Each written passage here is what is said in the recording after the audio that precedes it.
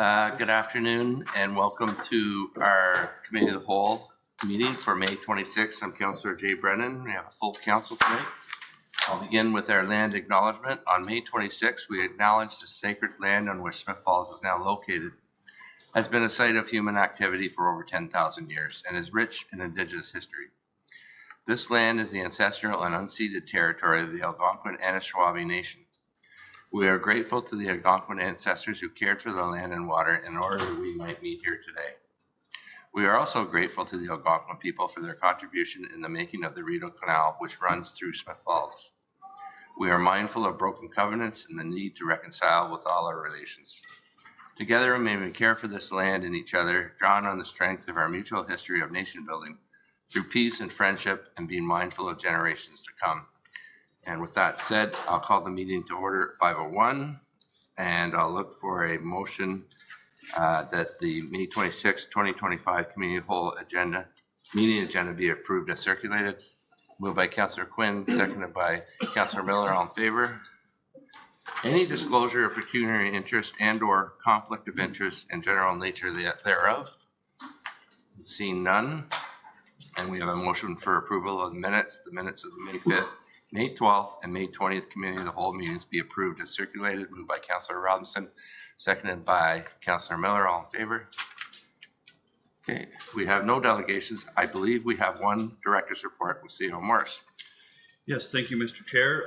So committee members may recall at last week's special committee meeting, I talked about encouraging residents to sign up for e-billing services through the town so that people can effortlessly and paperlessly pay for tax bills and water bills. At that time, there was some uncertainty about the Canada Post strike, so it looks like discussions are continuing. So postal service has not been disrupted. So we're going ahead tomorrow to send the tax bills and water bills out through the regular channels, but we still encourage people to have a look at our website. It's very easy to register and set up a paperless way of payment. Thank you. Thanks for that. Any questions? Oh, thanks for that information, and let's hope we still get the mail for a while. So I'll go to, there's no Committee of the Whole consent reports nor in camera. Priority issues, 10.1 is Public Works Heavy Equipment Procurement Report 2025-0151. Director McMahon. Thank you, Mr. Chair, and good evening, members of council.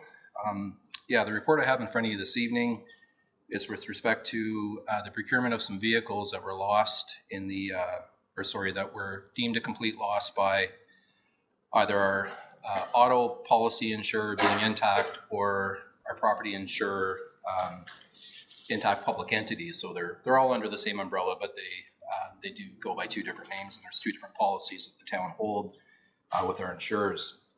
So I'm just going to read the recommendation for the folks at home. The Council of the Corporation of Town of Smith Falls directs staff to procure 1 street sweeper and 2 plow trucks, and further the council authorize an exemption to procurement bylaw 7580-2004 to allow for sole source purchase of 1 street sweeper and 2 plow trucks, and further that council approve an out-of-budget 2025 capital expense of $329,716.14 to procure a second plow truck to replace the grader as presented in Committee of the Whole Report 2025-052. So as council's aware, 11 Aircare Drive, which serves as Public Works garage, was subject to a structural fire on the February 21st, 2025. Very unfortunate. As a result of the fire, we did lose a number of pieces of equipment that were in the north end of the building, the high bay doors, which forms a portion of the garage. And there was other equipment, obviously, in the balance of the building, being the south end of the building from the offices down to the south end extent of the property that were subject to smoke damage. And there was quite a bit of loss down in that end of the building as well. Fortunately, there were no pickup trucks that were subject to fire and or smoke damage in that end of the building.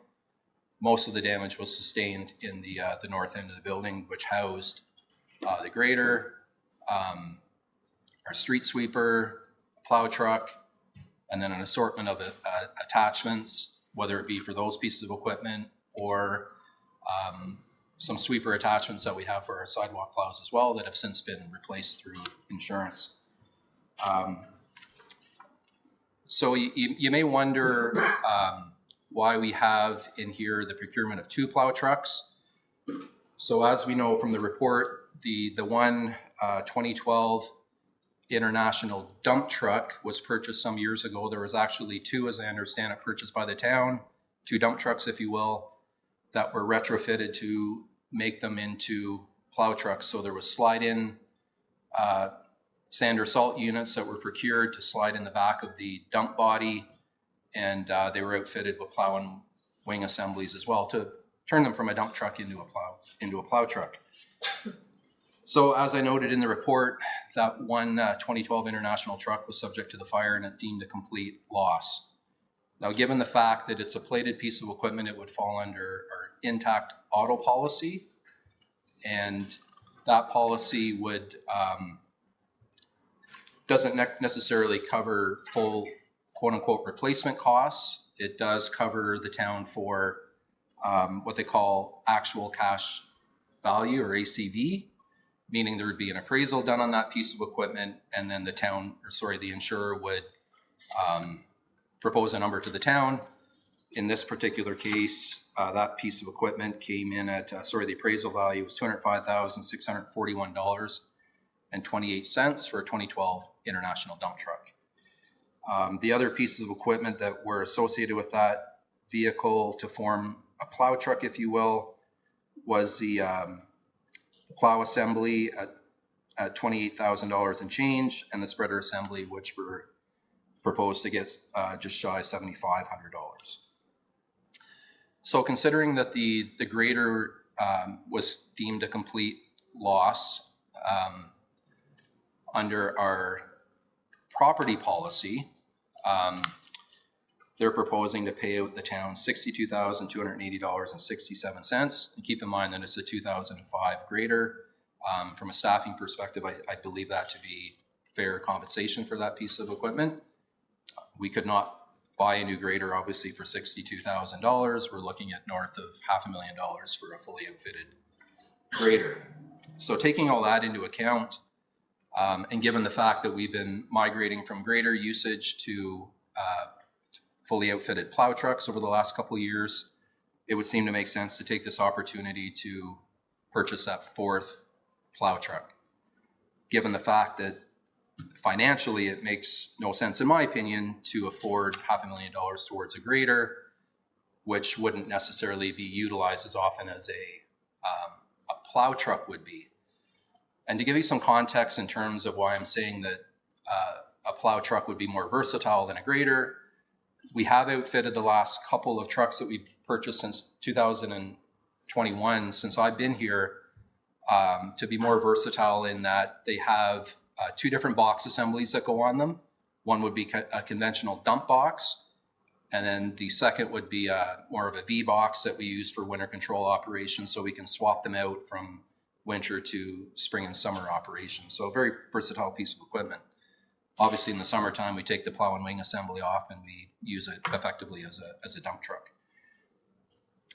So with that, I also want to note that the 2012 vacuum sweeper,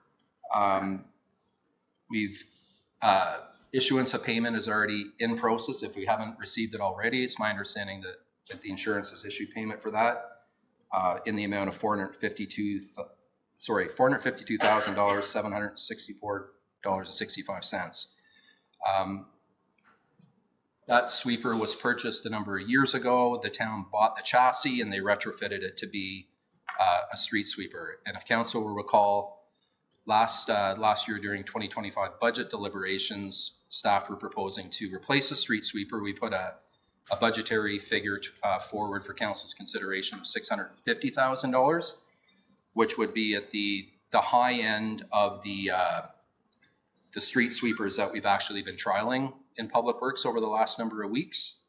And it's noted on second page in the first paragraph, a range of $422,500 all the way up to just north of $628,000, which that one, the $628,000 vehicle, once you get tax on it and a few little additional add-ons, we'd be broaching that $650,000. So that's what we had put forward for budget discussions in 2025. If council will recall, we also had a tractor backhoe that we had proposed for replacement in 2025 as well, along with the street sweeper.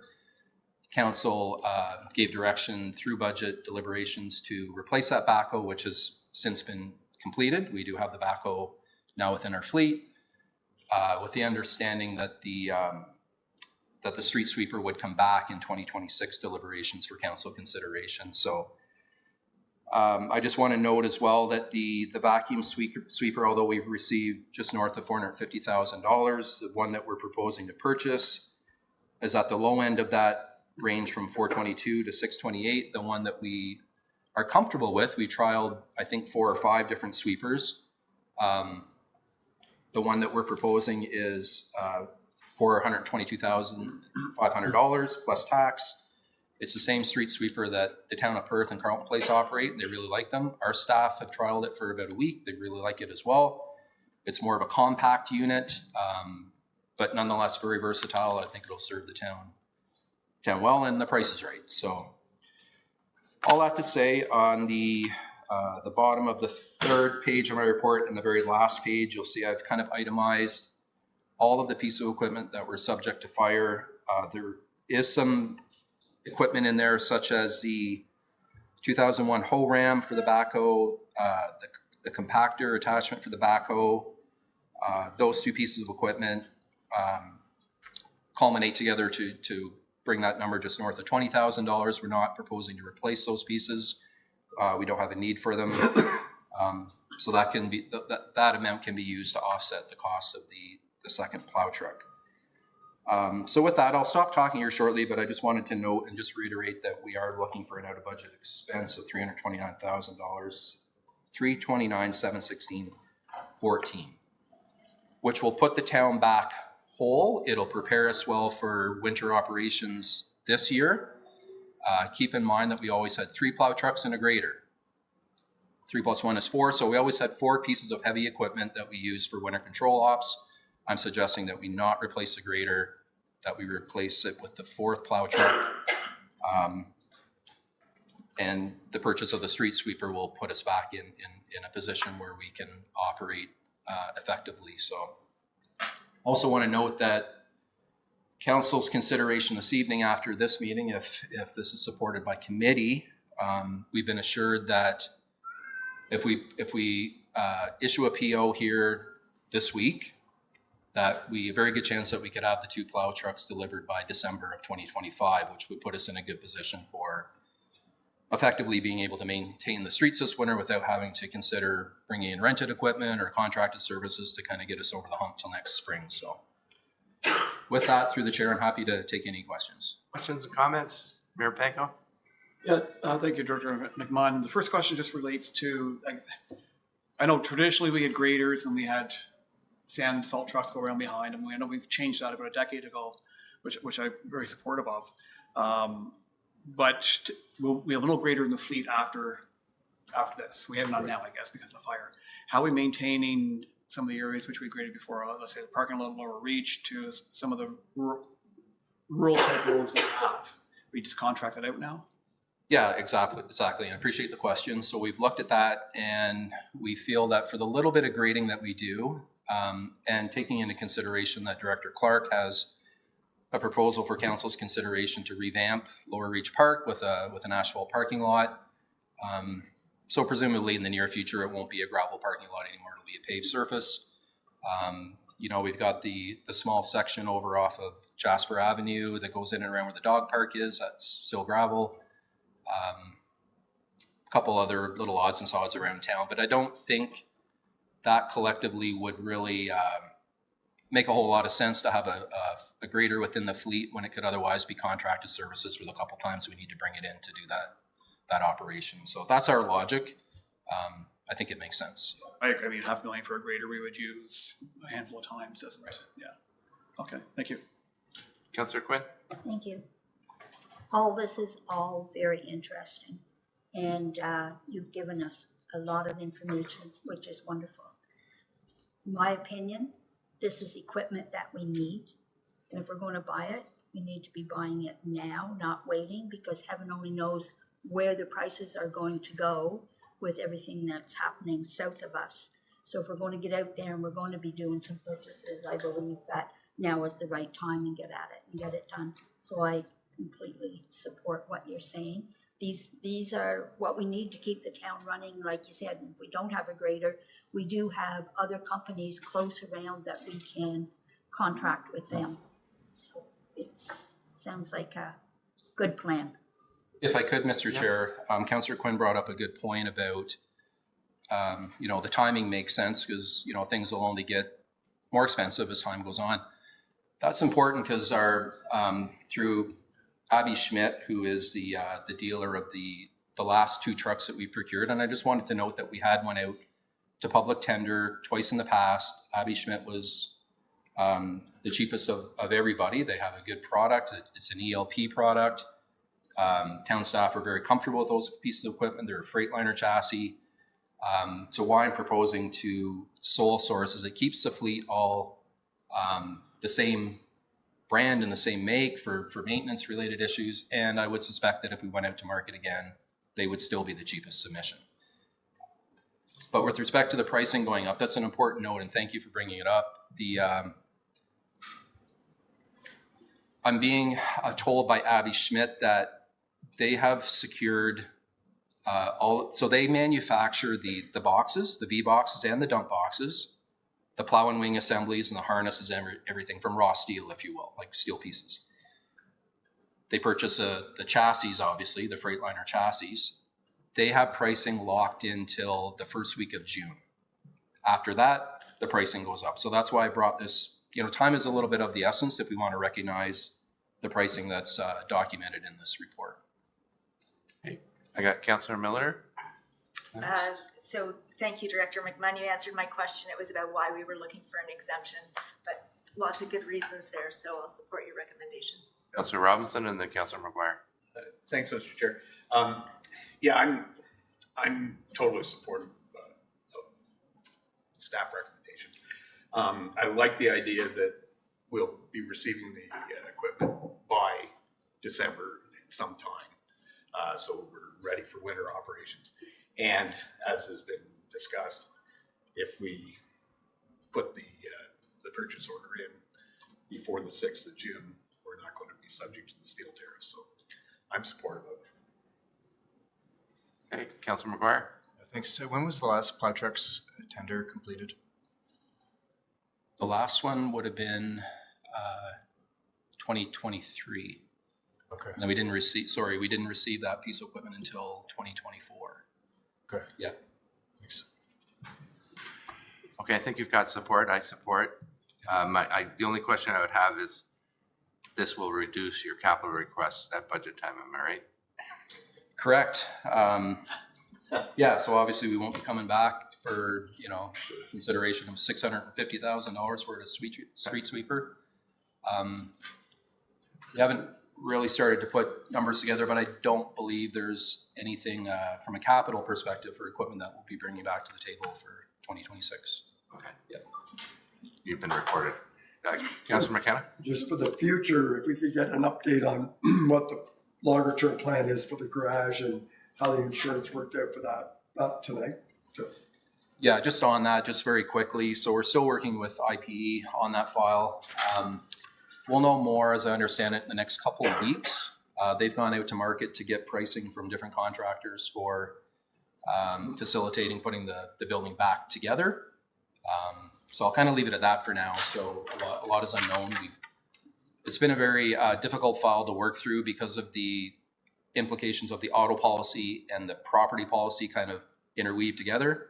It has been challenging. Nonetheless, we're working through it. So more to come on that. Yeah.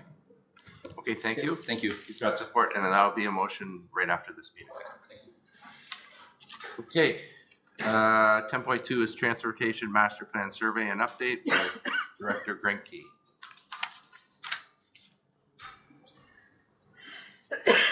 Thank you, Mr. Chair. Good evening. I'm pleased to bring an update on for council on the Transportation Master Plan, which forms part of the official plan process. I'd also like to introduce Jeff Axisa from Dillon Consultants. He's the lead engineer on this aspect of the broader project we're working on. So the Transportation Master Plan, it's our first one. We haven't done one here in the town of Smith Falls yet. It consists of both of policy, mapping, capital projects, and design. Oftentimes they're done on their own as a significant project piece. In this case, the stars aligned for us to do that in conjunction with the official plan project, which certainly allows us to achieve a little bit of harmony in terms of policy development, consultation, and background research. So the way the project is broadly going to unfold is the policy approach is largely going to be folded in the official plan, which, as you know, is being worked on, so that the plan at the OP would form sort of that broader policy repository that we're going to be working with, and the operation elements, capital plans, those sorts of things would go into a transportation document. So what's being presented this evening for council's information is a foundations piece. It's essentially a summary of a lot of the work that's gone on so far in terms of looking at traffic counts. Lots of data has been provided by our Public Works Department and reviewed and assessed, and is continuing to be reviewed by our consultants at Dillon, looking at intersection performances, policies, including within our current official plan, asset management plan, active transportation master plan, and a number of other pieces that have given us some direction on how we want to see transportation unfold over the next 25 years. And just to clarify, we're looking at transportation broadly, including automotive, but as well as the variety of active transportations. So an example in our current official plan, it establishes what we refer to as a street hierarchy. So we have three main types of streets in the town of Smith Falls. A local street that services predominantly, it's directed at local access. It's low traffic, low volume, and it has there's few fairly high level policies associated with what we want to see on local streets, how we want to design local streets. Then the next step up is collector streets. Those are higher traffic, higher volume streets. They basically connect local neighborhoods to arterial streets. And then of course you have the arterial streets that move people in and through the town, and access is limited on those. So all of those streets have different functions, different designs, and one of the pieces that we've been working on through this project is to sort of define what those, or assess, they're already defined, but also kind of take that to the next level, develop individual cross sections for what local collector arterial roads would look like in residential and commercial contexts. So through the process to date, we've and council's developed a strategic vision for transportation, and that is the town will develop accessible and efficient travel options aligned to evolving transportation needs and shifting demographics, including linkages within the town and regionally. And the work that's been done so far indicates that for the most part, not perfectly, but for the most part, our transportation network works fairly well. There's a couple of more challenging intersections that we'll have a look at. We've also identified that there's a number of gaps that we'll have to look at, operational policies, guidelines that we haven't really addressed strategically, looking at on-street parking as an example, traffic calming, warrants, so what sort of level of traffic we'll be looking at for a signalized intersection, for stop signs. That's going to be fleshed out in the future as we move along. And of course, we're looking at what we have right now, but we're also looking for 25 years in the future. So if we're looking at our intersection, our right-of-way performance, we're going to be looking at how population and employment growth is going to be potentially impacting that in the next little while. So further to that, and the next steps moving forward, we're going to be looking to sort of accommodate and expand upon the active transportation master plan that's provided a number of recommendations, and make sure that that's fully implemented in our land use plan moving forward. and prepare, of course, the transportation master plan project capital plan integrated with the town's asset management plan. So looking at the sorts of projects that would need to happen over the next 25 years to make sure that our network works for all users. So at this point, we're expecting that a draft transportation master plan will be available within the next couple of months towards the end of the summer. But I'm certainly pleased to report to council the work that's been done so far, and I'll welcome any questions. I might defer some of the more technical questions to our colleagues at Dillon or Director McMunn there. Thank you. Thank you, Director. Questions, comments? Councillor Miller? Thank you. Thanks, Manager Greinke. I appreciate that. Do you think the rural transit study that the county has started will be done in time that we can incorporate their findings into this? Because I know they've been making the tour around to collect information about what residents need, and I think that might be an important addition. Yes, through you, Mr. Chair, I think my understanding is the feasibility study on transportation that the county and Public Works are leading would be done by later on in the summer, which should align timing wise with the with the town's transportation master plan. But I'll defer to Jeff to speak to that in greater detail and how he envisions these pieces aligning. Can you hear us, Jeff? Yes, I can.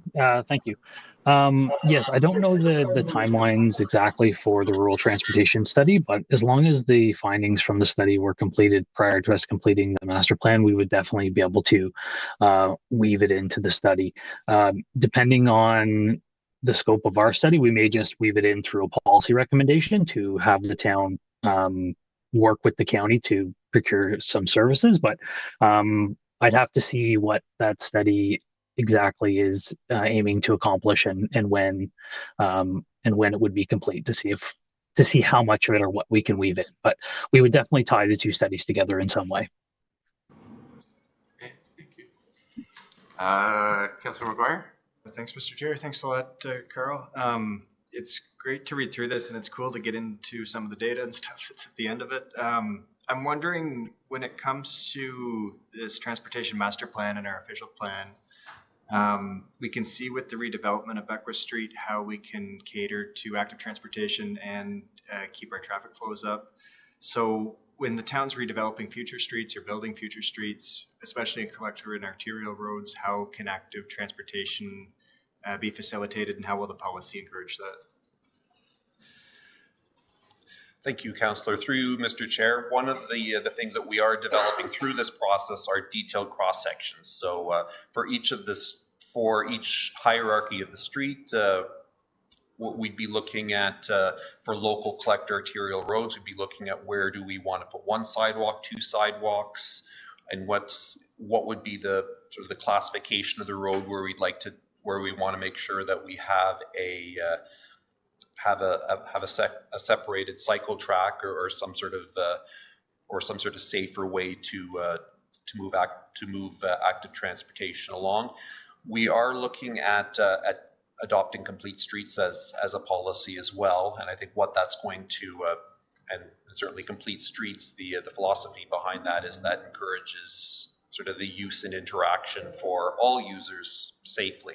So how that's going to work, would be looking at that on a case-by-case basis. But I'll look to Jeff if you'd like to expand on that a little bit further and how he sees that unfolding in terms of design. Okay, thank you, Carl. Yeah, as Carl said, we are in the process of developing complete streets cross sections for each of the road classification types. And in some cases, we have multiple cross sections depending on the road class. So for example, for a collector road, we've developed a residential collector cross section, complete street cross section, as well as a more commercial institutional or student commercial cross section, something similar for commercial industrial development.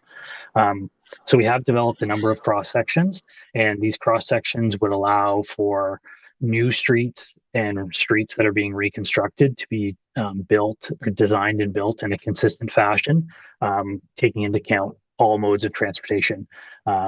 So that'll be the main way that we'll push forward with that.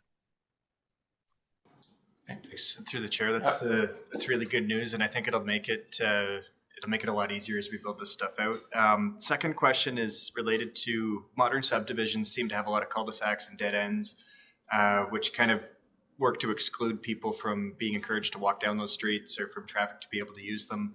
And then in turn, it creates these bottlenecks where everybody's got to get out of the nodes into the main roads. Is there anything in this policy that will facilitate or encourage graded development in future subdivisions?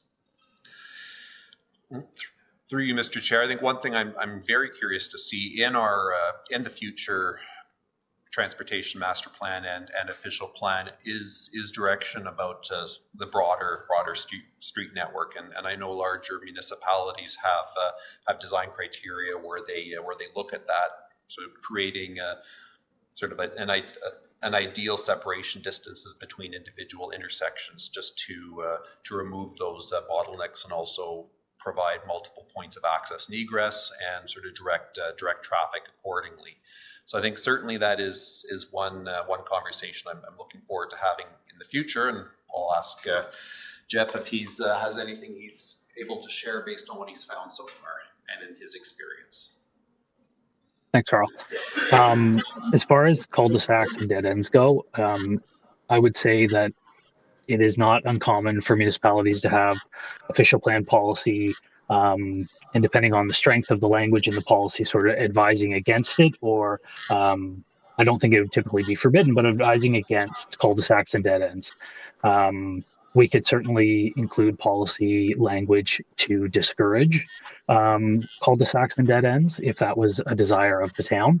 And that way, through the development process, the developer would have some more clear direction from the official plan as to the desire not to construct or to design neighborhoods like that. And then it would give the town a little bit an opportunity to work with developers to design communities in an appropriate way. Thank you. Great, thanks. Good report. Got Councillor McKenna next. Thank you. I have two questions, Mr. Chair, if I could. One, it's a high level. This winter I read a Good Roads article in their monthly magazine, which is an excellent publication. And they talked about the guidelines that we refer to here for arterial roads or local roads, etc. And they said often that road design and those guidelines are more historic rather than based on, not always, but based on good engineering standards. Could you comment on that? If we were to wanted to be a little more thinking outside the box with some of our street design, how they're called guidelines, how limited are we in our current street design and future street design based on provincial guidelines? I'm looking at the consultant because Yeah, I'm happy to answer that. So the cross sections we develop are, so it's guidance. The cross sections are designed for a specific right-of-way width. If you're redeveloping or rebuilding a road if you're building a road from scratch, it's easy because you can set aside the appropriate right-of-way width for the type of road it is. You may have to modify the cross section and the elements within the cross section to fit within the right-of-way that's available. So if you have an arterial road that has the OP suggests a 26-meter cross section, you may have sections of that road where you just only have 24 meters. There's no way to acquire the land. It'd be cost prohibitive, or for another reason, you may have to modify it. But so they're very flexible. The cross sections we design are a starting point for the conversation. And if the space allowed, that would be the ideal. But we know that ideal is not always reasonable, given the circumstances of the real world. So it's a starting point for the conversation to figure out the cross section for that section of roadway. So yeah, it's just a starting point. They're very flexible. There's nothing tying you to them. I guess I'd leave it at that. So it's just a starting point, and it does provide for flexibility for the town. last question is, are there any roads that we've identified that we could depave or close or get rid of in our community? This is all about building up roads. Was there a lens on opportunities to get rid of any of our streets? I know there is on sidewalks. Specifically related to sort of disinvestment of roads, that's not something we've looked at. Typically, we're looking at the roadways that are moving. The roads we're most interested in the transportation master plan are the collectors and arterial roads, which are moving vehicles typically, and they're moving all modes, but they're moving vehicles predominantly. There hasn't been any roads, although not specifically within our scope, there hasn't been any roads that I've noted that I've thought that could be a possibility for disinvestment. Yeah, it's not something we've looked at specifically though, so I don't have anything more for you on that one, unfortunately. Thank you. Okay, any other, Mayor Packo? Yeah, thanks, Manager Granke and Jeff. We've targeted growth areas in town where we expect to see development occur in the future. At the same time, we have our asset management plan, which has a condition of our existing assets and a plan on where we're going to rehabilitate and either improve upon those assets or simply like for like. So this, and I see the data here, which tells us that most of the areas of town are functioning reasonably well. But do we use this as an overlay when it comes to future decisions on redevelopment of existing streets? So if we know, as an example, there's going to be a big housing development that'll be out at the Gallup Center property in the future at some point in time, and we're going to redo Queen Street in 5 years from now.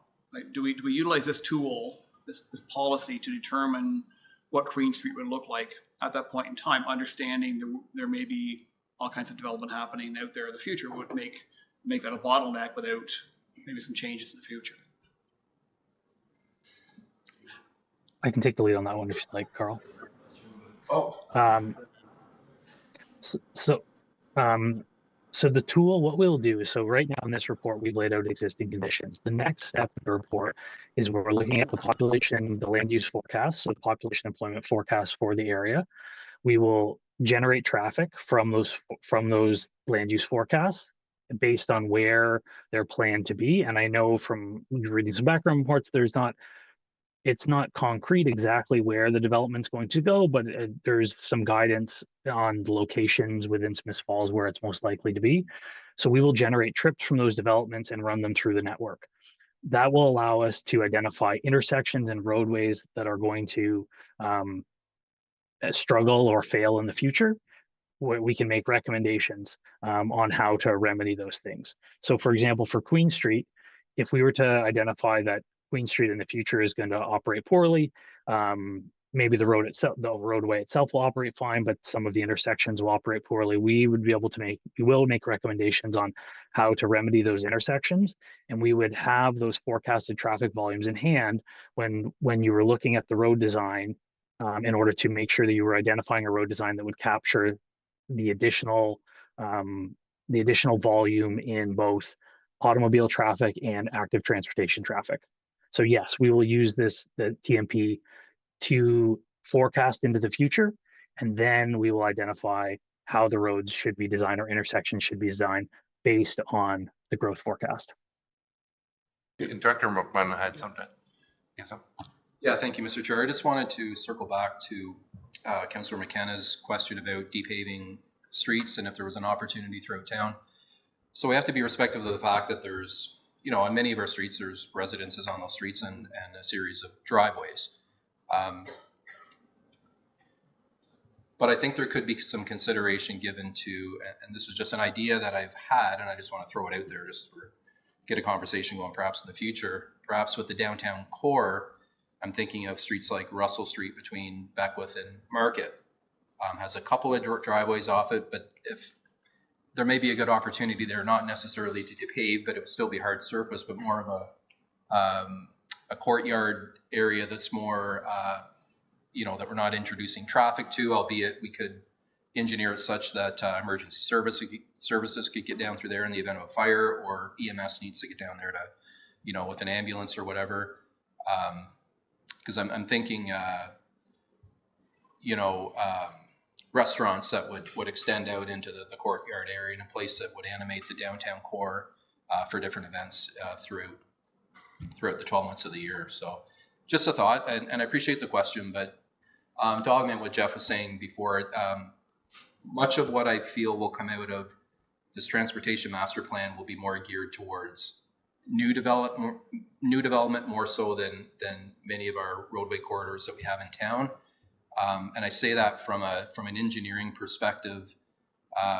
Like when we go to redesign a street, often more times than not, we go into it thinking that we can get a certain cross section, and then we come to find out that there's infrastructure within that corridor that makes it very, very difficult to try to squeeze a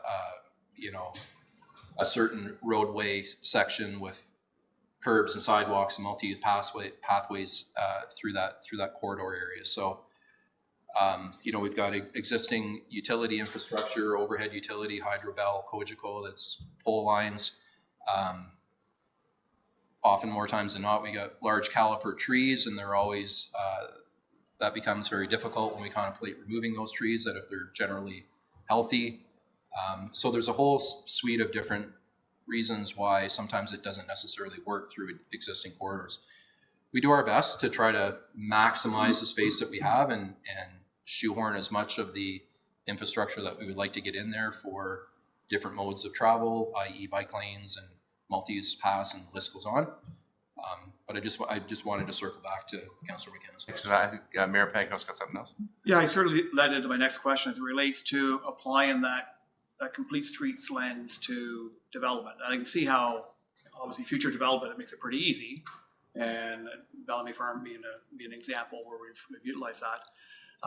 But for the redevelopment of existing streets, because without the redevelopment, when we're redoing a street, if we're not going to employ the complete streets policy and trying to accommodate all users, then we've got sort of a disjointed system in town where there'd be many. You might have a safe area down back with as an example, or maybe on Lombard in the future. But how do we make those connections? How do we ensure that if we're trying to meet the needs of all street users, despite what you just said, Paul? Yeah, it's so through the chair, it's not easy, right? I mean, I think it comes down to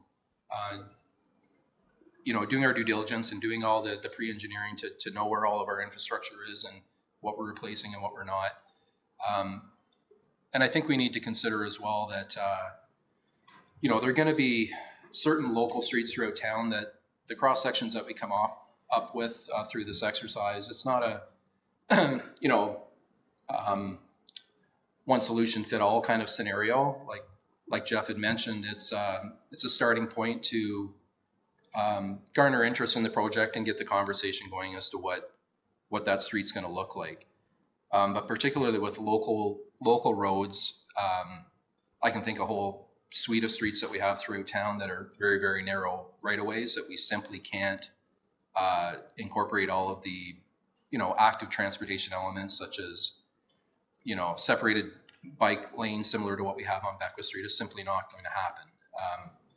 Particularly when our focus should be on or our priority ought to be given to pedestrian travel, i.e. sidewalks. So it's not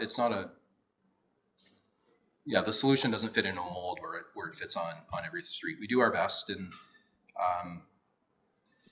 I think in the future we can consider, when we're looking at reconstructing streets, that we bring the design back to council for consideration, or perhaps like have an open house kind of deal going forward. I know we did that for Beckwith Street, but we could certainly implement that for all streets going forward. Because to be fair, sometimes things may get overlooked, missed. Other people might say something, oh yeah, we never thought of it that way. Or we could, somebody living on a street say, I'm not attached to that big tree I have in my front yard. If it had to go, it could go. And that could be a limiting factor as to why we're trying to save it, so it narrows the road. Mm-hmm. So if that kind of addresses your question. I know it's a bit roundabout. Well, I guess it's going to have to be fluid, I guess, going forward, but I think it's a matter of having this embedded in policy. We'll how we direct staff when it comes to redevelopment, to try and accommodate the users the best we can. And we know we have lots of streets in town that don't have sidewalks. a lot of local streets, right? So that's also part of the plan. I don't know if it's embedded, will be embedded in this as well, or I guess I'm thinking is there one document, one policy, which will help, we'll just incorporate other things like our active transportation plan, that we said yes, but when it comes to deficiencies that are there today, will it be identified within here to ensure that it doesn't get missed in the future? Yeah. That's for Jeff. So I don't know if Jeff wants to comment, but I would just want to say that with respect to some of the streets that don't have any sidewalks, I can think of a number of them off the top of my head. I don't know that those streets would necessarily integrate into the transportation master plan to the degree that we're thinking here this evening. All of them would have been identified in our active transportation plan that they're missing sidewalks. So that's something that we operationalize as we go forward, and we bring it for council's consideration when we're contemplating our ACPM budget going forward to get sidewalks on those streets, because we recognize that they're not full reconstruction. We're leaving the road. We may go and mill the road and repave it, leave the existing curbs, and put a sidewalk on one side and or the other. Right, so I think they're kind of two different things. Yeah. Yeah, and I could just add to that with the sidewalks. I mean, and Councillor Quinn and the mayor will remember, there's a number of sidewalks that have gone in the last few years. I'm thinking about Vincent Street, Broadview, if you can believe it or not. And so there's other ones that I've always thought, like John Street, which is a gateway to a school.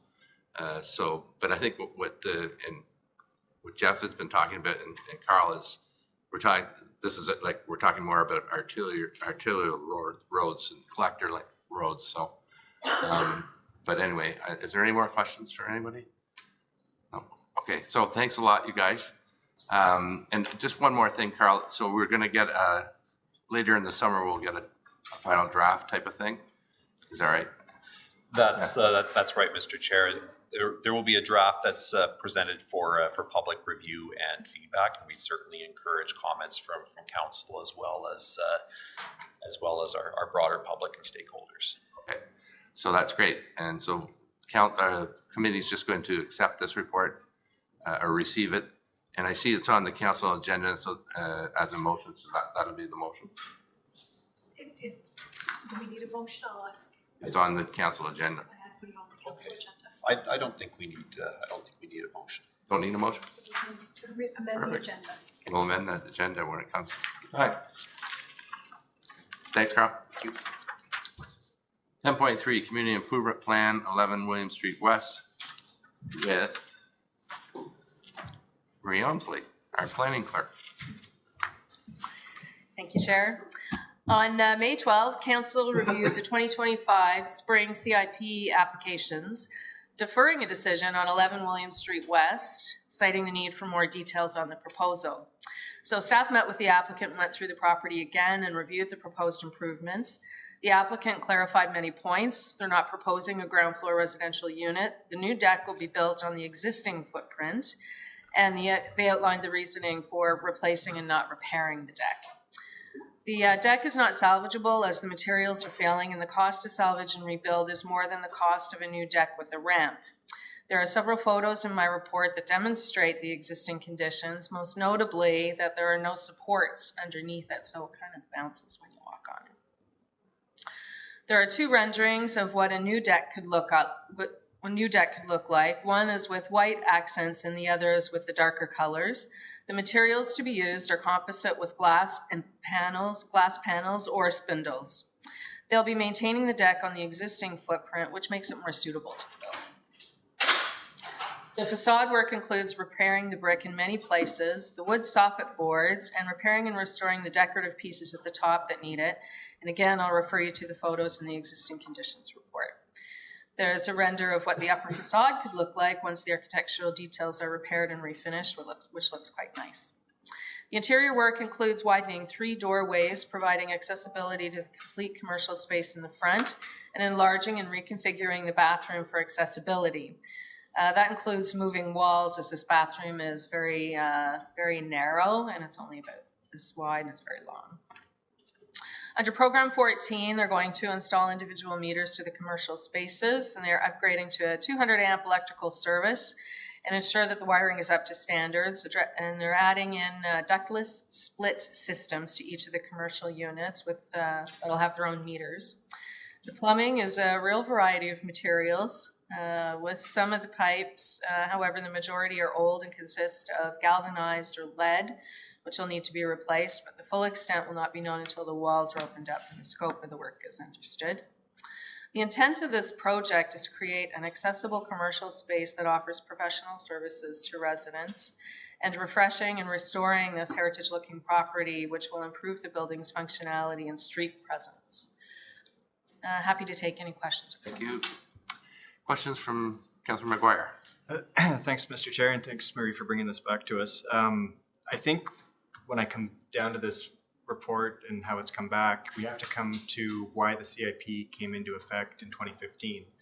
The reason why it came into effect in 2015 is because people weren't renovating properties in the downtown core in a way that respected the architecture, respected the heritage attributes, and it was cheapening the downtown core, and it was giving this strip mall appearance of the downtown core, which wasn't creating the shopping experience that was filling stores, and it needed revitalization. So the downtown revitalization plan, waterfront integration and revitalization plan recommended the CIP. The policy came through, it's been changed over the years, but there's still a big problem with this program when an application with egregious issues that contradict everything the MHC is working for, everything the downtown revitalization plan is advocating for, can come multiple times, and we have to discuss it. And so for me, the porch is a non-starter. To remove the heritage porch and replace it with a composite structure with plastic and glass, there's a reason why it costs more to do the heritage porch, because it takes more effort. And there's a reason why there's a CIP program, and that's to compensate for the extra cost. So if the CIP program is going to start compensating for the lowest common denominator, which we've denied in the past, there's no purpose of this program. When we talk about 5-6% budget rate increases and we're giving 1% to this program every year, we're not getting any value out of it. So when I look at the, it's great to widen a door for accessibility. The doors that are existing, I don't know what the deficiency would be, but they're fairly wide doors to begin with. But you're talking about removing the wooden door that's there and putting in a steel door or aluminum door. And we've turned that down in the past. And staff know we've turned that down in the past, and now it's come forward in an application this year where we've been working with applicants, and this policy procedure process isn't working. So I'm a little bit frustrated tonight, but I guess to sum it up, for me, the porch and the exterior improvements are a non-starter. When we look at the way the CIP program was presented to us, was that, at least to me, was that it was going to be in consideration of this holistic thing. We're going to leave it a little more vague. Because we weren't sure of the exceptions. But the problem that's happening here is we're looking at each program in a silo. We're looking at the energy efficiency silo separate from the heritage silo, separate from the accessibility silo. And what it's creating is this mix match that just, it's not good value for tax dollars. So I'm not supportive of the application this evening. Thank you for that. Councillor McKenna? Just a question was around the arched window up in the attic. And it was there, and then in the new renderings, it doesn't appear to be there. Is that intended to keep that? No, that's just the rendering. They're keeping the rounded window. Okay, thank you. Other questions, comments? Seeing none, I need to know what the committee feels about this. Councillor Robinson? Thanks, Mr. Chair. I understand where Councilor McGuire is coming from. However, when you try to match heritage features in a new construction and it doesn't turn out the way that you intend it to, then it's going to create a problem. And at least people will know this is a new construction and not an old one gone bad. So that's my thought. Councilor McGuire. Thanks, Mr. Chair. So just, I'd like to put some ideas out there of other options that could have come forward tonight. I took the opportunity to spend some time looking at the property between the last application and now. When you look at the porch, the floor is definitely failing. You can see that it's wavy, and you can see from the pictures it doesn't have good support. But the floors of porches are replaced all the time. In the 100-year-old houses in town, almost any porch in town has had that floor replaced before. So to tear that up and to keep the part that's significant, which is the columns and the roof and the balcony above, those projects happen all the time in town. When we look at the columns, there's some deterioration of the columns, but if you knock the column, it's still solid. And you've got two options when you're going to replace that. You could cut it and replace it with a new block underneath. And when you paint and sand it, it's going to look like one continuous column, which my parents did with much more extensive columns at their house. So to say that that's not possible here, where it's a very simple square design, a rectangular prism of it, I don't see that as being the reason. If we're talking about a ramp, we've got enough room for a ramp between the sidewalk and the porch, and it would just take an easement, which we could do with a CIP funding, to have that ramp extend down onto the public road right of way. So there's lots of options here, and they're not complicated options. It's just we don't have the processes in place, or the applicant doesn't have the initiative to do it. And either way, what's the barrier for spending our money when we're putting 5% tax increases on the town to fund these projects? If these projects are going to be the lowest common denominator, because plastic and glass to me is the lowest common denominator. Thanks. I think I'll let some other councillors. Councillor Quinn? Thank you. Just Councillor McGuire, on your last comment of plastic and glass, looking at this, I don't really think it's plastic. I think it's metal. I think this is a hard decision to make. It's a lovely old building, and personally, I would like to see it have some renovations done to it so it lasts, so it lives with us.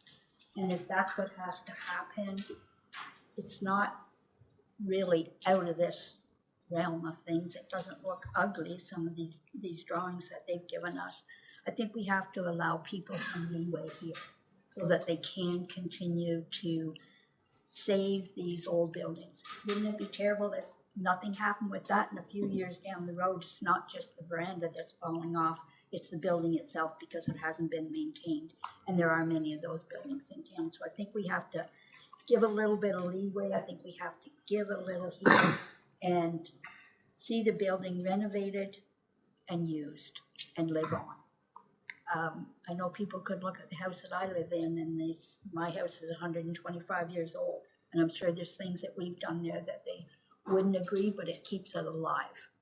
So I think we have to give and take a little bit here. Thank you. Councillor Miller? Thank you. Thank you, Marie. I appreciate your work on this. And, I think it's probably frustrating for you and for us as well. We put this policy into place the same as we put community grants policy into place so that there would be a structure for staff to discuss and debate and to bring us recommendations, not for us to rehash and re-debate everything. So to me, we've got a broken policy if we're having this kind of discussion, or we're interpreting it wrong or too far. So I'm fine with the accessibility piece, with the repairs to the facade. Perhaps we put the deck on hold or the porch on hold and see if we can do a little bit better on replicating the heritage part of that porch, but I'm fine with the other pieces. And a request that we add this to a future agenda so we don't debate this so much next year. Okay. Sure, thank you. Mayor Panko? Yeah, I'm sort of in the middle of this as well. I like that we have a request for accessibility improvement funding. I think it's admirable that the applicants are trying to create an environment which is accessible, and we have a lot of places downtown which are not accessible.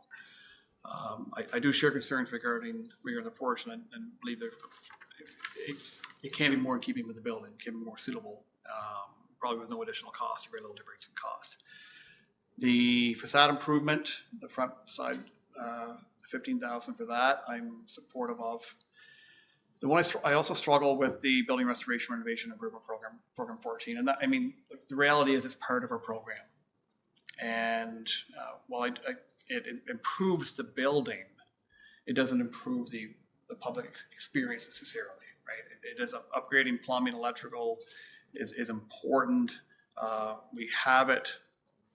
The program exists. You know, I've struggled with it before, and I agree with Councilor Miller. We need to really reconsider the programs that we have available and which ones we turn on and turn off. We have turned them all on.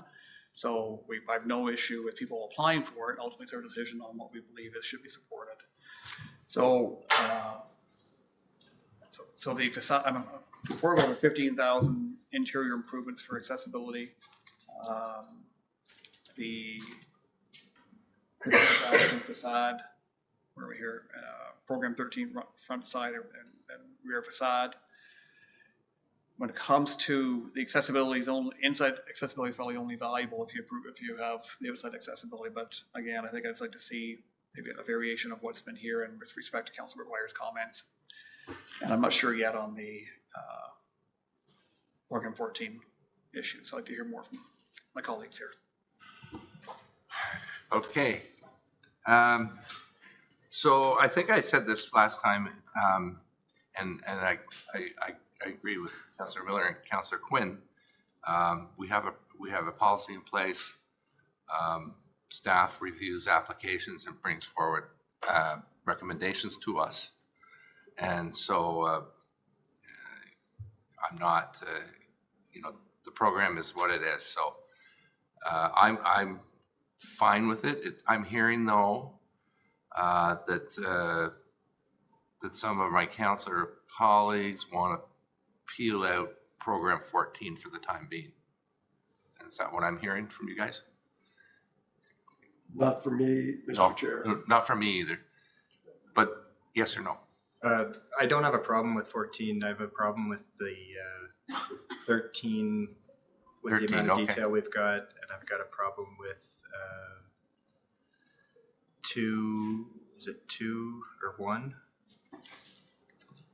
Whichever one's associated. Okay, well, so I guess you're not. I don't want to. I don't think we should be belaboring this, which is what's happening. So I'm going to support staff recommendations. I have Councilor McGuire is not supportive of it, and then I have. I guess I'm not sure about Councilor McKenna. I'm going to accept the staff recommendation. Okay, so. So I can do a straw vote now, and then we can go from there.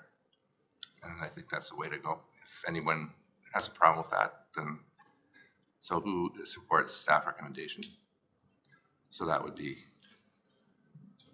carried then in a council meeting, and we can move on, and that will come up. The next meeting? No, it's on the agenda for tonight. Tonight. Done, okay. Okay.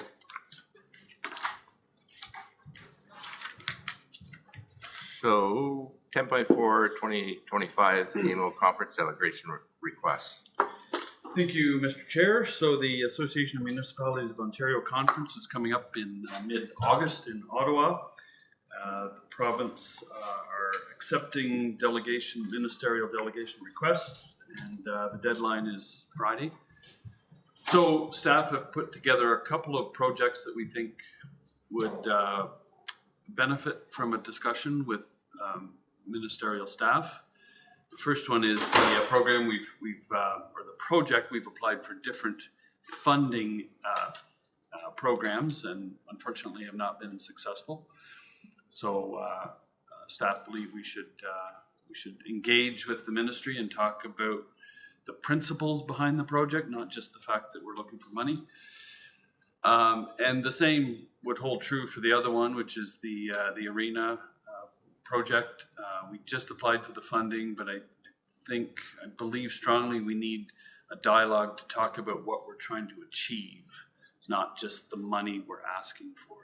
And I get that council hasn't fully made that decision yet, but Director Clark will be bringing back a report in July to answer the questions that you had posed.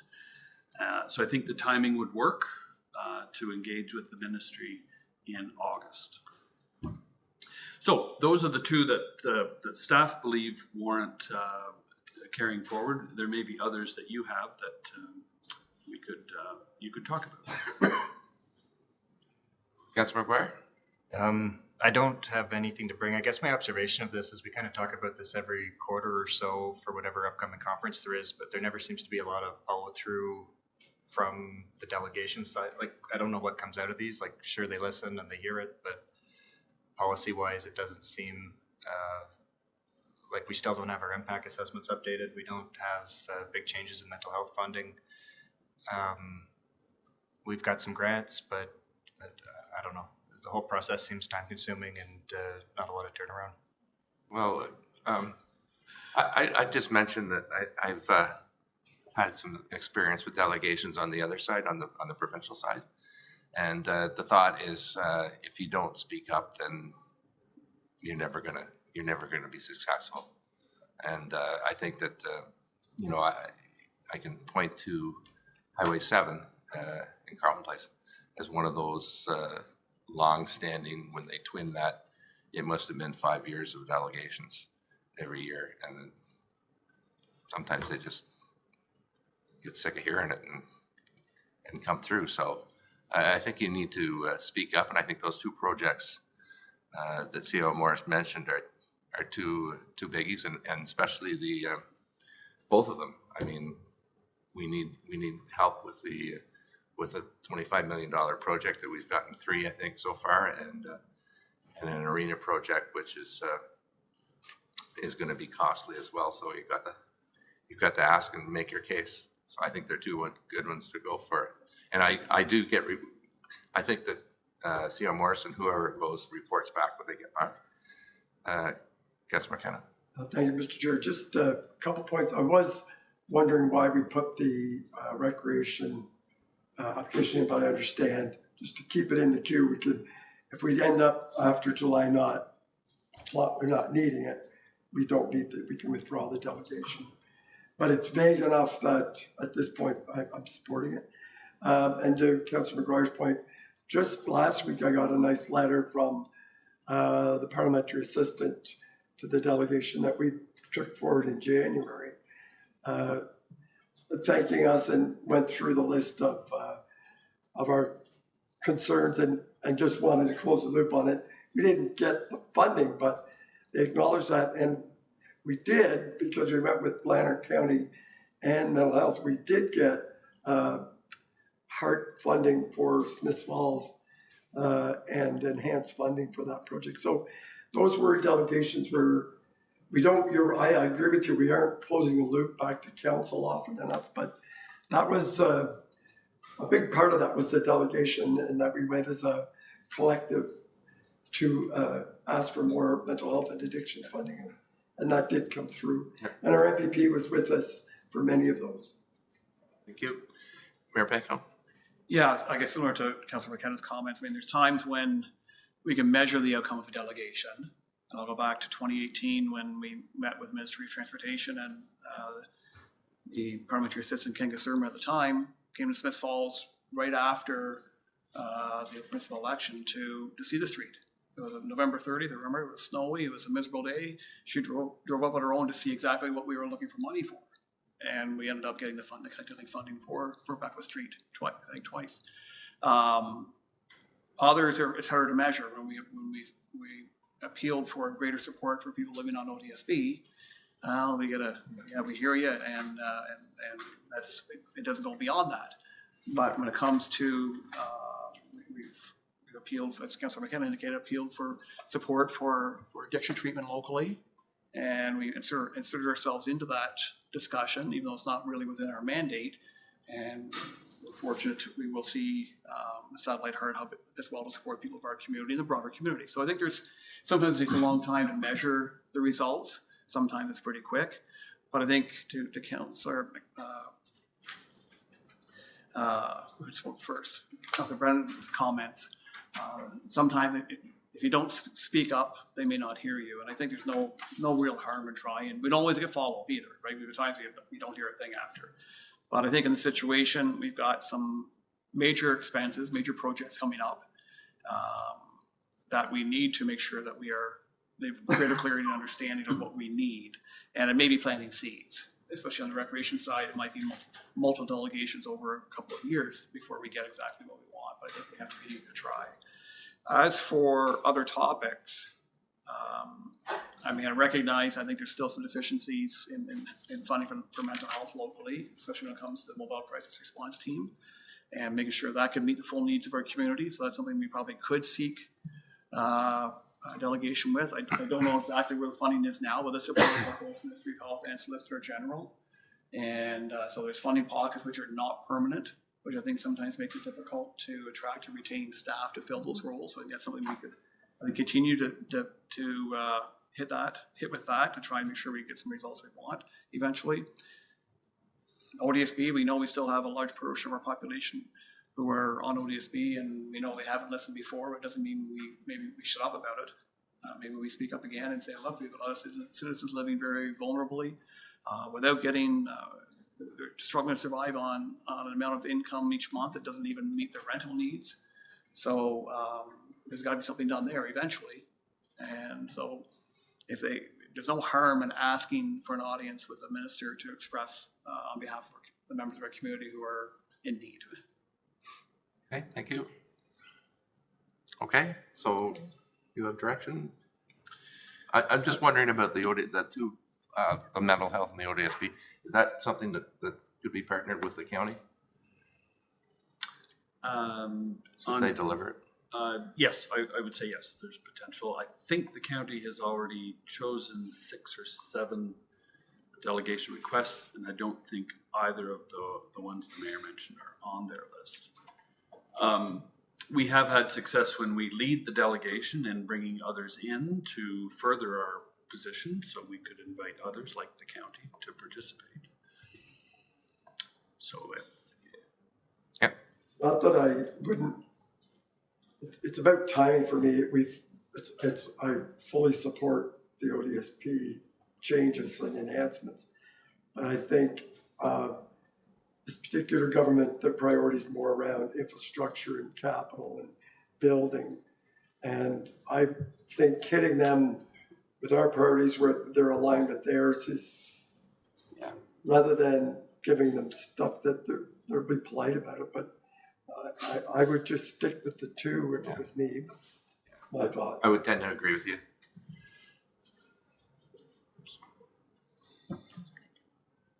Okay, everyone okay? Okay, so we'll go with 2. 2.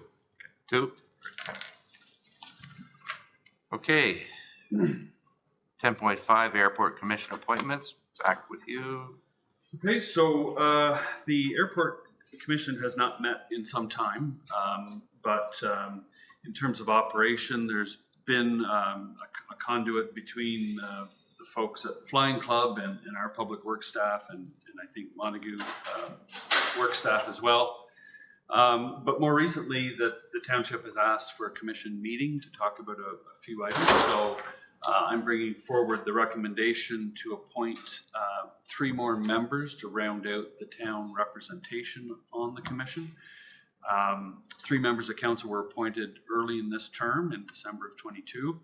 So one of the questions or discussions we should have is, do those 3 people still want to be on the commission? And if that's yes, then my recommendation is to appoint myself, Director McMunn, and Smith Falls Flying Club member Bill Brooks as the town representatives. So it's myself, Councillor Quinn, and the mayor were appointed at the start of the term. The mayor and I have been on the commission for a number of years. So I'm happy to serve again. And my question would be to Councillor Quinn. Okay, and the mayor, of course. So we'll go ahead and appoint those 3 extra members right after this. Okay, thank you. Okay. Any committee, board, external organization updates? Councillor McKenna? Just one brief one. You'll recall that the Community Safety and Wellbeing Plan came to council here couple of months back, and it was supported. It has been supported by all 8 municipalities in Lanark County, including Smiths Falls.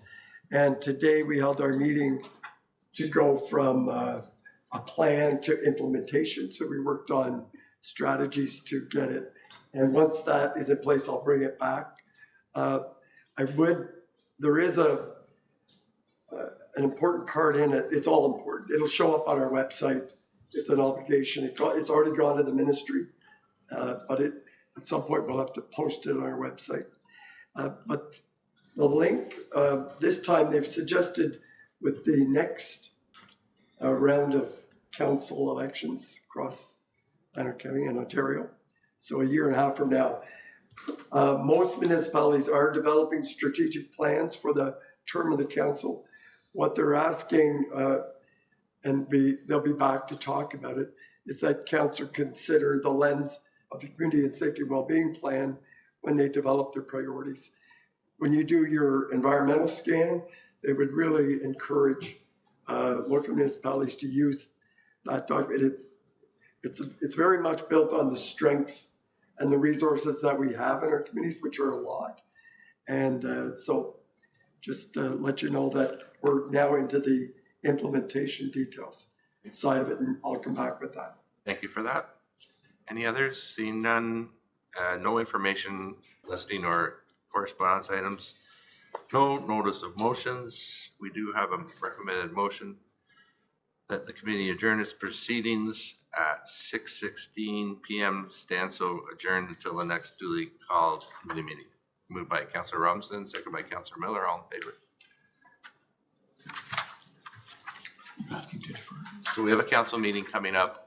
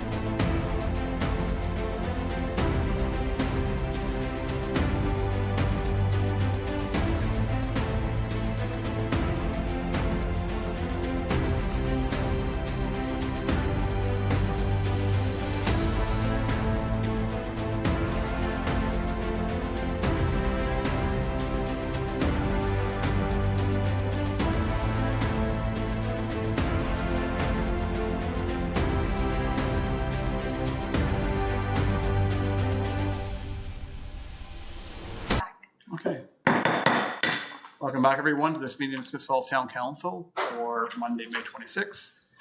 On May 26, 2025, we acknowledge the sacred land in which Smith Falls is now located has been a site of human activity for over 10,000 years with rich and indigenous history.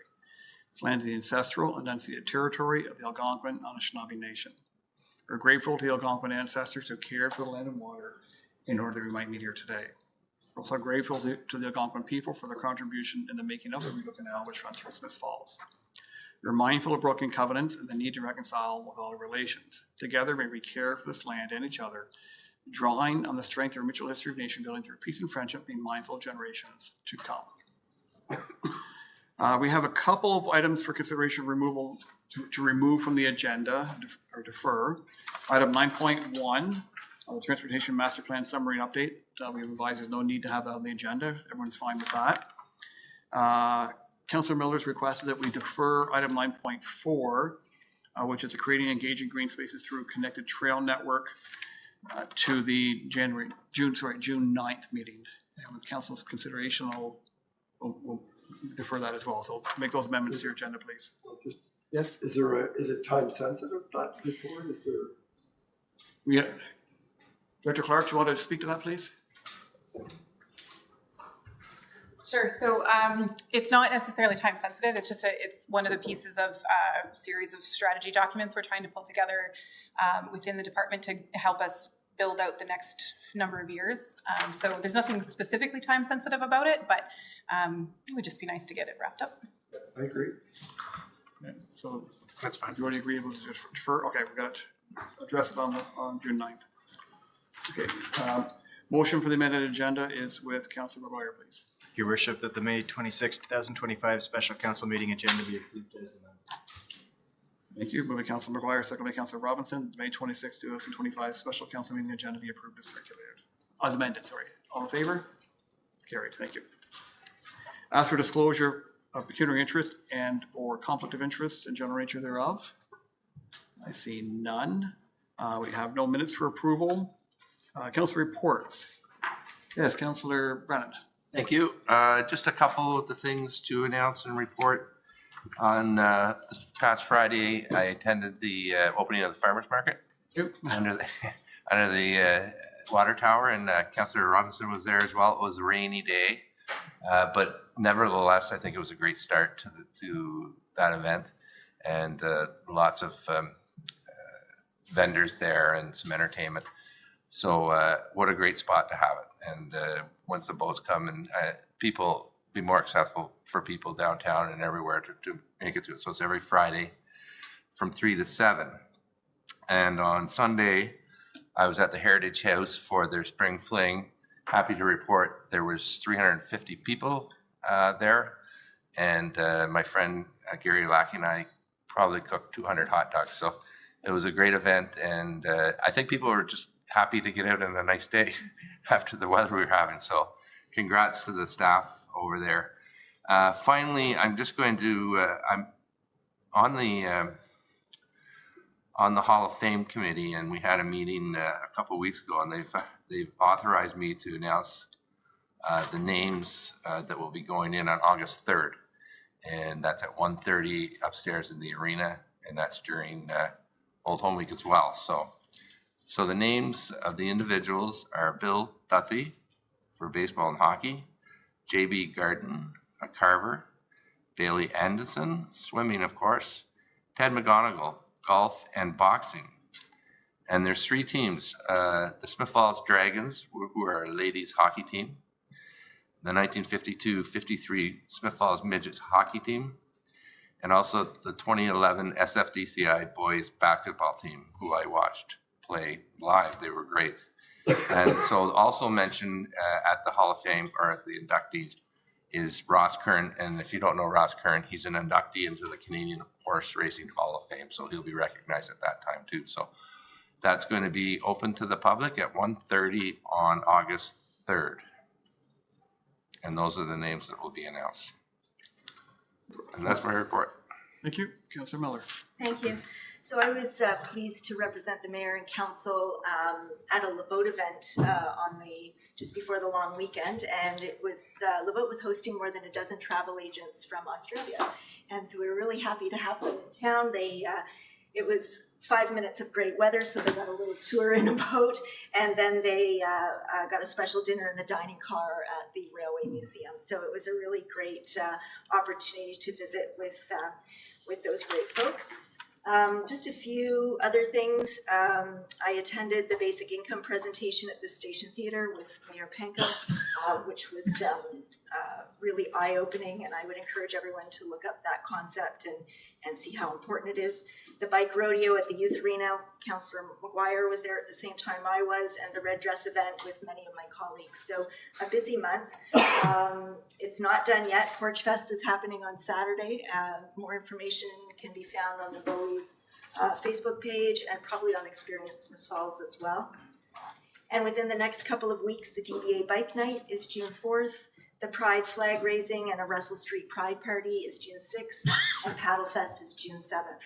June's going to be just as busy as May, so if you want more information, you can check out Experience Smith Falls on Facebook or Instagram and keep up to date on all of that. Thank you. Councillor Canada.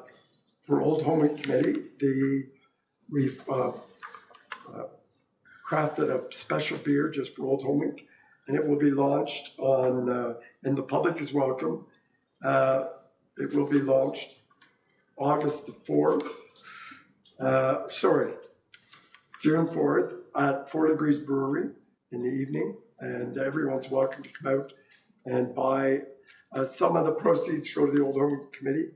Most of it goes to the brewer, obviously, and there's a special collector can available. So it will be available from that date on and right through Old Home Week, if there's any left. But it is a limited batch, so get it while you can. The 4th. All right, thank you. Anything over here, gentlemen? Okay.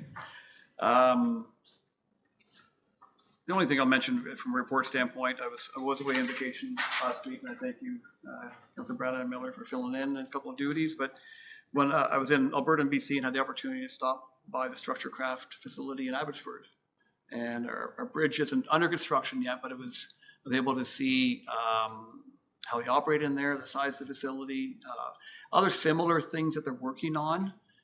It's big space. Very much impressed with the quality of the materials and the discussion on the quality of the materials that they use and how they source them. So it was a fairly quick tour, but it was encouraging to know that they've got a great team behind this. I asked them how they're going to get the bridge to Smith Falls. It'll be on trucks. It'll be coming in 2 sections, I believe. I'm wondering, after having driven through the Rockies twice over that week, I'm not sure how they're going to get through some spaces, but I guess they have a plan. They'll get it here and get it intact and get it up. But it was a nice opportunity, and thanks to Director McMahon for putting me in touch with them. The opportunity to tour the facility and have a chance to see how they work, the quality of material, and the quality of their workmanships and craftsmanship. So good opportunity. Other than that, from an announcement standpoint, I think it's maybe been mentioned, but there'll be no meeting next Monday, June 2nd. We have the Citizens of the Year banquet, which we will likely all be there, and we will resume on June 9th for Committee of the Whole. And I do have a couple of proclamations this evening. The first one is Seniors Month, Fit, Active, and Healthy Seniors, June 2025. Where Seniors Month is an annual nationwide celebration whereas seniors have contributed and continue to contribute immensely to the life and vibrancy of this community, whereas seniors continue to serve as leaders, mentors, volunteers, and important and active members of the community, whereas their contributions past and present warrant appreciation and recognition, and their stories deserve to be told, whereas the health and well-being of seniors is in the interest of all and further adds to the health and well-being of the community, whereas the knowledge and experience seniors pass on to us continues to benefit all. Now therefore be resolved that I, Sean Panko, Mayor of the Town of Smith Falls, do hereby proclaim June 2025 as Seniors Month in the Town of Smith Falls and encourage our citizens to recognize and celebrate the accomplishments of our seniors. Second proclamation relates to Pride Month, June 2025. Whereas the Town of Smith Falls supports the rights of every citizen to experience equality and freedom from discrimination, and accepts and welcomes people of diverse backgrounds, and believes a diverse population leads to a more vibrant community. And whereas all people, regardless of race, national or ethnic origin, color, religion, age, sex, sexual orientation, gender identity, or expression, marital status, genetic characteristics, or disability have the right to be treated on the basis of their intrinsic value as human beings. Whereas Pride Month is a month-long celebration that recognizes the LGBTQ plus community and their contributions to society, and is a time to acknowledge the challenges faced by the community and to stand in solidarity with their fight for equality, acceptance, and human rights.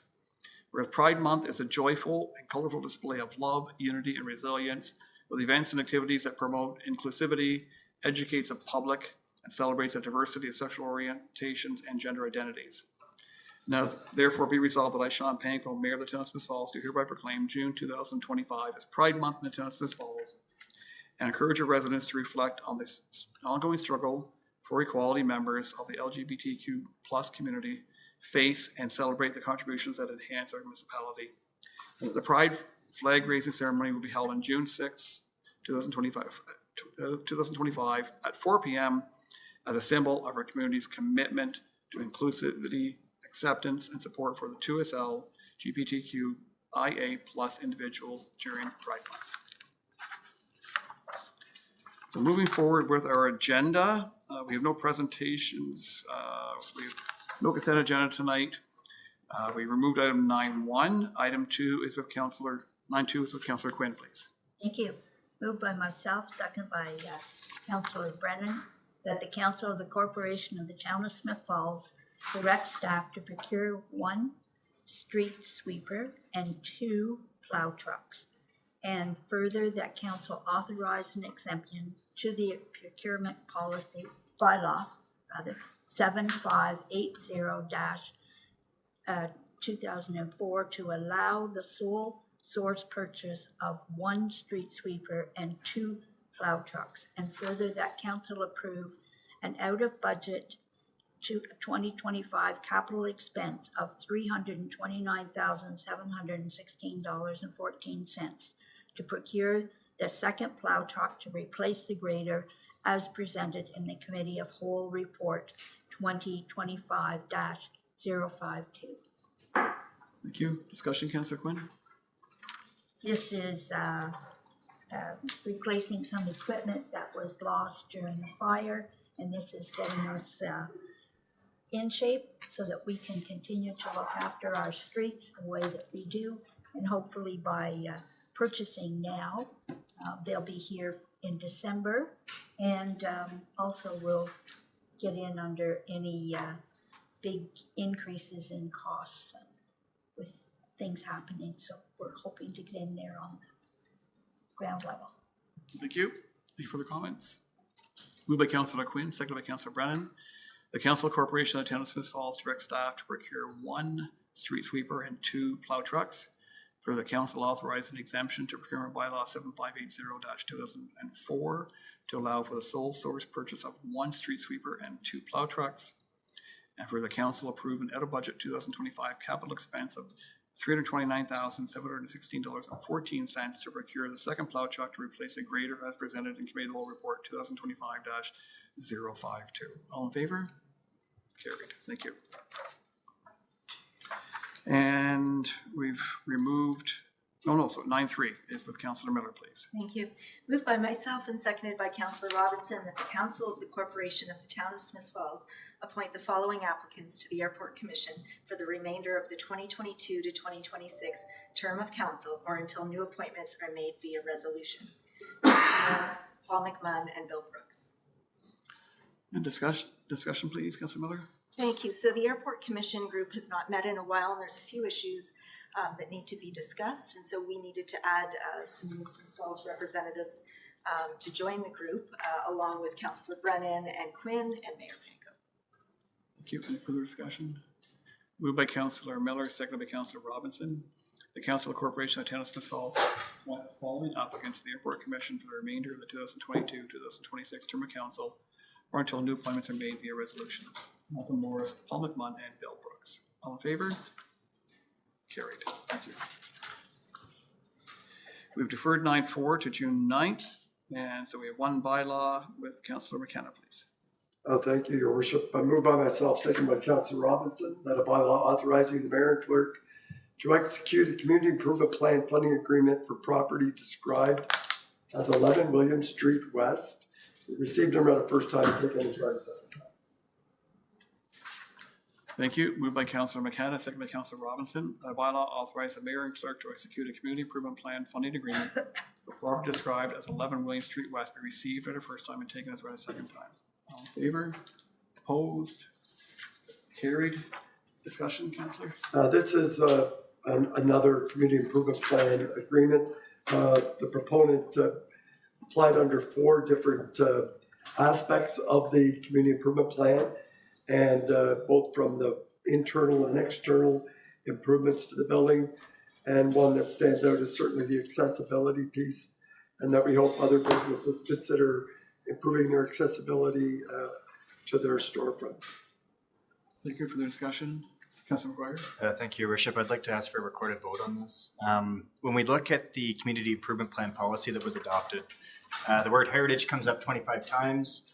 It comes up in the introduction saying this incentive-based CIP reflects the current economic conditions in town and supports affordability, accessibility, good design, economic development, heritage enhancement, and not or sustainability. It's and, they're all together. As we go through the document, the goals of the CIP in 1.3.1 stimulate the town's economy by preserving the traditional and heritage features of the town. As we go through the document, it's got increased funding for heritage designated buildings, but there's nothing that says that heritage buildings that are not designated would be excluded or that their attributes wouldn't be considered. As we come through, they recommend different professionals to come and look at your property so that the attributes can be maintained. It references the town design guidelines that have not, they're not mandatory, but this application is not in compliance with. And I don't know that we've ever had a CIP application not in compliance with the town design guidelines. It's got criteria such as the existing heritage features on the exterior of the building are not removed or altered unless they were replaced with a comparable heritage feature as approved by both a qualified heritage professional and the town, or restored to the original design and quality. So, the more I read into this isn't a policy problem, this is a judgment problem. And from when this application came into the town, to when it came to council the first time, to when it came to committee tonight, and when it comes now, there's been opportunities for the town's internal committee to review this and use the judgment and the policy and the procedure to see if it's meeting the criteria. The council's had the opportunity 3 times now to do that judgment. And each time, for whatever reason, it's been easier to go along with the status quo than to use the policy that we've been given and that we've approved with an official plan amendment. It's not just a bylaw and a motion of council. And it's expensive. We spent tens of thousands of dollars on this over the years. We spent hundreds and hundreds of thousands of dollars of this since 2015, and we're approving the worst application that's ever come through 10 years later. This is incredibly frustrating. When we look at the application, we've got program 1 for the accessibility. Lines in this were used as the reason why we created a CIP plan. The cost to rebuild with the same materials is more than the cost of a new porch. That's why the town's here to subsidize the restoration of heritage attributes. The materials are to be used are composite with glass panels intended to enhance the existing charm of the building. Like the idea that you can take plastic and glass and steel and somehow make something better. We've seen it time and time again at Smith Falls, especially in our downtown core, where it just makes things worse. The materials can be reused. We know that if you talk to any carpenter that has any experience with this, that this is a relatively easy job. If they wanted to use composite materials for the floor, no big deal, but maintain the architecture and the design of the structure. When we go into the program 13, there are windows in this building that have been replaced in the past with modern windows, but there's nothing in this application that's going to guarantee that they're going to be sympathetic or of the same style or use the existing wood frame with the modern insert. There's nothing to say that the wood's going to be replaced with wood or guarantee any of those aspects. When we come down to the, and the most egregious thing, because we've denied this in the past, and it's completely unfair to the other applicants that were denied, is that we're going to subsidize an aluminum door where we've got an original wood heritage door we're going to fund cutting a 3-inch hole in the brick because that 3 inches is going to make all the difference in accessibility, throw out the wood and put an aluminum door in its place. And we've never funded that before. And it's completely unacceptable to me. It's unacceptable. This came up as discussion at the Heritage Committee last week. I can't believe we're even having this conversation right now. So those are my comments tonight. And I'm looking forward. I think we're going to have to put this CIP program on pause until we can reanalyze the policy. But I don't see why we have to look at this in silos, where we look at, we've got a policy that was supposed to be holistic, but because we're applying it piece by piece, we're not getting the results. So I'm going to be voting against this tonight. Thank you. Further comments? Third reading, please. Again, moved by myself, seconded by Councillor Robinson, that a bylaw authorizing the mayor and clerk to execute a community improvement plan funding agreement for property described as 11 William Street West be now read a third time and finally passed, signed, sealed, and numbered 10621-2025. Thank you. Moved by Councillor McKenna, seconded by Councillor Robinson, that a bylaw authorize the mayor and clerk to execute a community improvement plan funding agreement for property described as 11 William Street West be now read a third time and finally passed, signed, sealed, and numbered 10621-2025. A recorded vote has been requested. Clerk Your Costello. Worship. If council members could reply with yea or nay regarding bylaw 10621-2025. Councillor Brennan? Hey. Councillor Quinn? Yay. Councillor Miller? Yay. Councillor McKenna? Yay. Councillor Robinson? Yay. Councillor McGuire? Nay. Mayor Panko? Yay. Carried. Thank you. Any inquiries or announcements? Seeing none, we'll move on to adjournment with Councillor Robinson. Oh, thank you, Worship. Moved by myself and seconded by Councillor Brennan that this council adjourn its proceedings at 6:47 p.m. and stands so adjourned until the next duly called meeting. Thank you. Moved by Councillor Robinson, seconded by Councillor Brennan. This council adjourned proceedings at 6:47 p.m. and stands so adjourned to the next duly called meeting of council. All in favor? We are adjourned. Thank you, everyone.